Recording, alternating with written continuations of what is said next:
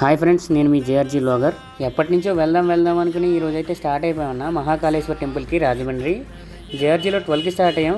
రాజమండ్రి వెళ్ళేటప్పటికి 1:30 అయ్యింది. గుడి దగ్గర గేట్స్ అయితే క్లోజ్ చేసేసారు. సరే కదా అని చెప్పేసి ఇంకా 4 వరకు బయటే ఉన్నాం. ఇంకా ఓపెన్ చేయకుండానే చాలామంది అయితే వచ్చారన్న, ఎక్కడెక్కడి నుంచో అభిషేకం చేయడానికి. ఫైనల్లీ గుడి అయితే ఓపెన్ చేశారు. లోపలికి వెళ్ళి ఫ్రెష్ అయ్యి అభిషేకం చేయడానికి అయితే వెళ్ళామన్నా. ఈరోజు కొంచెం లేట్ అయింది స్టార్ట్ చేసేటప్పటికి. ఇలా చేయడాన్ని చితాభస్మాభిషేకం అంటారు. ఇలా ఉజ్జయినిలో చేస్తారు. ఉజ్జయిని తర్వాత మన రాజమండ్రిలో మహాకాళేశ్వర టెంపుల్లో చేస్తారు ఇలాగా. ఈ అభిషేకం స్పెషాలిటీ ఏంటంటే, ఈ ఆలయం పక్కనే ఒక శ్మశానం ఉంటుంది.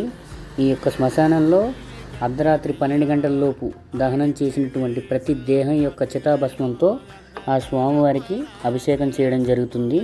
ఉజ్జయినిలో అర్చకులు మాత్రమే చేస్తారు, కానీ ఇక్కడ పంచె కట్టుకొని ఉదయం 4 గంటలకల్లా ఇక్కడ హాజరైతే ప్రతి ఒక్కరితోనూ చేయిస్తారు. కావున ఈ అవకాశాన్ని ప్రతి ఒక్కరూ వినియోగించుకోవాలని చిన్న మనవి. అభిషేకం పూర్తయిపోయాక స్వామివారి దర్శనం చేసుకుని మేమైతే రిటర్న్ అయిపోయామన్నా జేఆర్జీకి. ఈ వీడియోని లైక్ చేసి మీకు ఏమైనా డౌట్స్ ఉంటే కామెంట్ సెక్షన్లో కామెంట్ చేయండి.